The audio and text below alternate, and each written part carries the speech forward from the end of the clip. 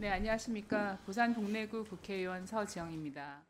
먼저 지금 이러한 갈등 상황이 지속되고 있는 가운데서도 그 수많은 전공의들이 떠나고 또 학생들도 지금 학교에 등교하지 않는 이러한 절체절명의 상황 속에서 그래도 의료 현장을 묵묵하게 지켜주시고 계시는 의료진들에게 정말 깊은 감사의 말씀을 드립니다.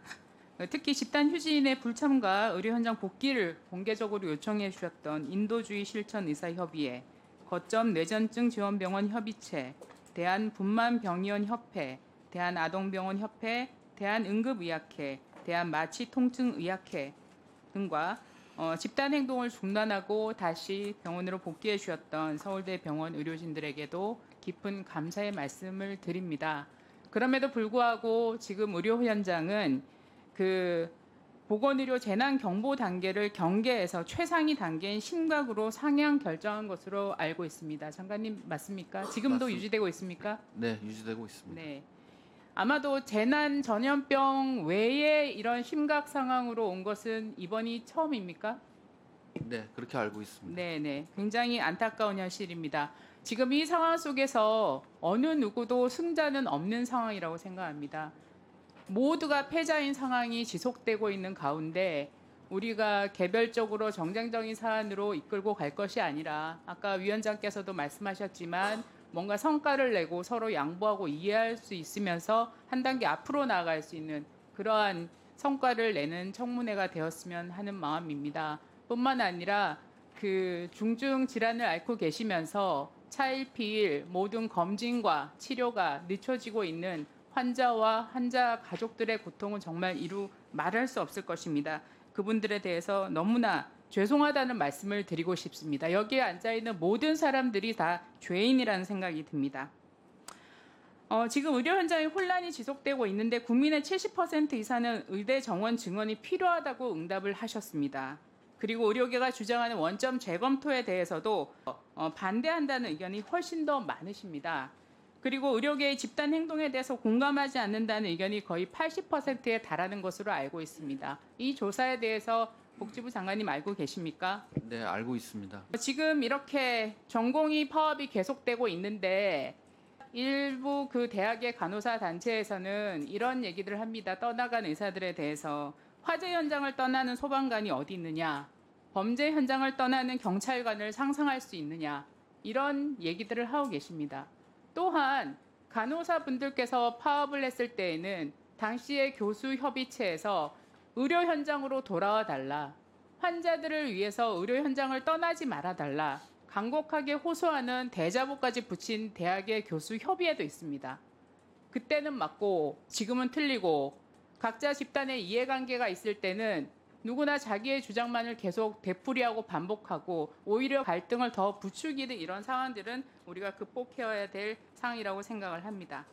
복지부 장관님께 질문 드리겠습니다. 네. 의대 정원 증원과 관련해서 굉장히 오래전부터 사실은 고민해 오셨던 것으로 알고 있습니다. 네. 제가 알기로는 아마 인사청문회 당시에도 네. 장관님께서 서면 답변도 하시고 증원에 대한 그 필요성에 대해서 인식을 하셨던 것으로 알고 있는데요. 네. 그렇습니까? 예, 맞습니다. 그러면 이렇게 의대 정원을 결정하고 논의하기까지 지난 정부의 사례들에 대해서 충분히 검토하고 살펴보셨을 거라고 생각합니다. 예. 지난 정부의 역대 사례들을 살펴보고 검토하셨습니까?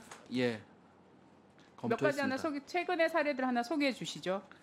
예, 2020년에서도 당시 보건복지부와 교육부는 정부와 상의를 해서 의대 정원 400명을 10년간 한시적으로 증원하는 결정을 내린 걸로 알고 있습니다.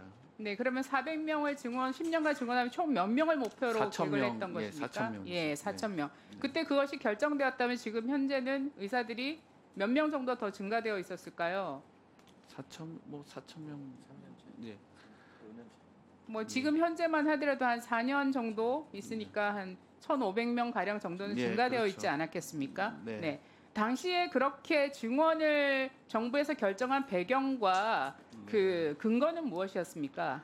예, 제가 그때는 저 복지부에 있지 않아 가지고 자료를 살펴보면은 그 당시에는 미래 수급 추계를 근거로 해서 의대 정원을 정했다기보다는 지역 의사 확충이라든지 그다음에 감염병 대응 등 정책적인 목표를 가지고 400명으로 정한 걸로 알고 있습니다. 당시에 교육 현장에 수요 조사하셨습니까? 수요 조사는 하지 않은 걸로 알고 있습니다. 그러면 이번에는 어떻습니까? 이번에는 2번에 걸쳐서 수요 조사를 했습니다. 네네. 복지부 장관이 교육부 장관한테 그 의대 정원 총원을 하기 전에 한번 의학 교육 점검반에서 한번 했고요. 그 다음에 그 정원을 넘긴 다음에 교육부에서도 또 수요 조사를 한 것으로 알고 있습니다. 이번에 의대 정원을 논의하는 과정에서 네. 의료계와 몇 차례 정도 논의하셨습니까? 예, 그게 이제 의료계 생각하고는 다른데 저희는 두 가지 트랙으로 했습니다. 의료 현안 협의체라고 의료계와의 그 양자 협의회에서도 한 그 7차례 이상 의대 정원만에 대해서만 협의를 했고요.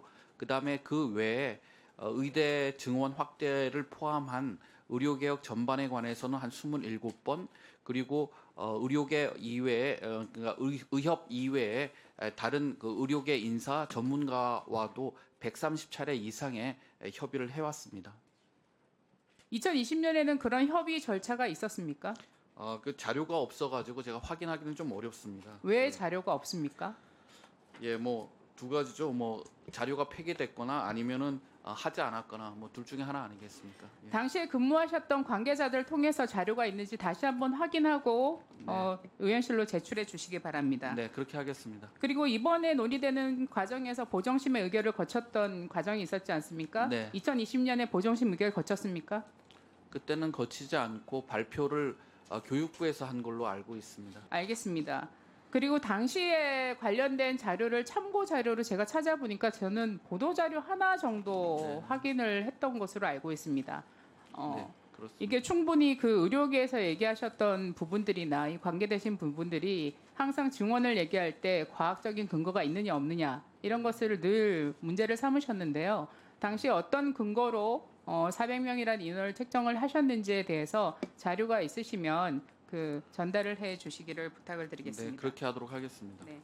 또 하나 끝으로 말씀을 드리면 이 시간이 지체되면 지체될수록 모든 사람이 패자입니다. 더군다나 이 청문회를 지켜보시면서 가장 마음이 아프신 분들은 중증 환자와 그 가족분들이실 것이고 또 그 수험생과 학부모들이 과연 이 사태가 제대로 갈 수 있을까? 이 정책이 유지될 수 있을까? 그런 고민을 가지고 청문회를 지켜보실 것입니다. 저는 그 교육부와 복지부에서 정말 사명감을 가지고 그 준비된 정책이 잘 집행이 될 수 있도록 최선의 노력을 경주해 주시기를 부탁드립니다. 네, 네, 그렇게 하겠습니다. 유념하겠습니다.